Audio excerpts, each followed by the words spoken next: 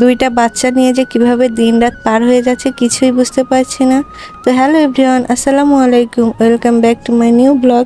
It's me Rumi and স্বাগতম সবাইকে আমার নতুন একটা ভিডিওতে। তো আজকে সকাল সকাল উঠছিলাম, তো দেখি আমার হাঁস আর মুরগিতে কতগুলো ডিম দিয়েছে, আর এগুলো দেখতে আর উঠাইতে আমার অনেক বেশি ভালো লাগে। তো ওগুলো শেষ করার পরে আমি চলে আসি আমার রুমে। তো এসে দেখি আমার মা বাসায় যেহেতু ধান উঠবে সেহেতু এখানে কাজ শুরু করে দিয়েছে, নেট টেট ভালোভাবে ক্লিন করে রাখছে। এদিকে আমি আমার ছোট বাবুকে ঘুম পাড়িয়ে দিয়ে মায়ের কাজে একটু হেল্প করতে পারি কিনা সেদিকে দেখছিলাম। আমার মা তো আমাকে কোনো কাজই করতে দেয় না। তো এদিকে ওদেরকে ঘুম পাড়িয়ে দিয়ে আমি এদিকে ফল বের করে নিচ্ছিলাম খাওয়ার জন্য। সকালে খাওয়া দাওয়া করে এই ফলগুলো খাবো, যেহেতু আমি অসুস্থ সেহেতু নিয়মিত ফল খেতে হয়। তো সবাই আমাদের জন্য দোয়া করবেন। আর আমার মাও অনেক বেশি ব্যস্ত হয়ে গিয়েছে। এই দেখুন ধান কিন্তু অলরেডি বাসায় চলেই আসছে। তবে এগুলোকে ধান না বলে আমার মনে হয় স্বর্ণ বলাই ভালো, কারণ এগুলো স্বর্ণের থেকে কোনো কিছু অংশে কম নয়। এদিকে আগের বছরের কিছু চাল ছিল, সেগুলোই কিন্তু আম্মু বের করে রাখছিল পরিষ্কার করার জন্য। তো আলহামদুলিল্লাহ আগের বছরের চাল কিন্তু এখনও খেতে পাচ্ছি, ধানের চাল। আর এদিকে আবার নতুন ধান চলে এসেছে সামনের বছরের জন্য। তবে সব কিছুর জন্য আলহামদুলিল্লাহ, আল্লাহ চেয়েছেন বলেই আগের বছরের চাল এখন এই বছর পর্যন্ত চলে এসেছে।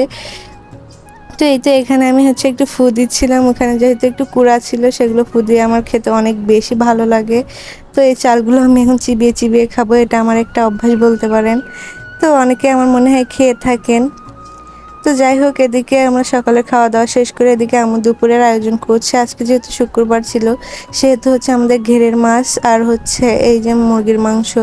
আর এদিকে একটু শাকও রান্না করছিল আমার জন্য। এই শাকগুলো কিন্তু আমাদেরই ঘের থেকে আব্বু নিয়ে আসছিল।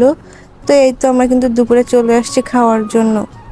তো এই তো এখানে সেই শাক ছিল আর ভাত দিয়ে দিচ্ছিল আম্মু আমাদেরকে। আর দুপুরবেলা সেই আয়োজন করা হয়েছিল আমাদের জন্য। এই তো সে ঘেরের মাছ, যেহেতু ঘেরের মাছ এখনো বড় হয়নি সেহেতু একটু ছোট।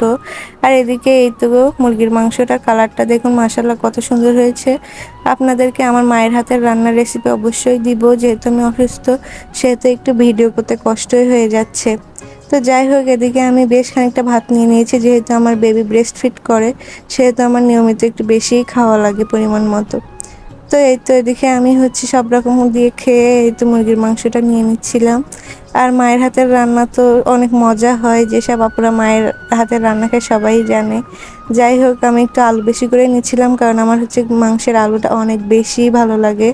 তো এই তো আজকে দুপুরের এই খাবার ছিল, সারাদিন এই ব্লগ ছিল। কেমন হয়েছে অবশ্যই কমেন্টস করে বলবেন। আল্লাহ হাফিজ সবাইকে।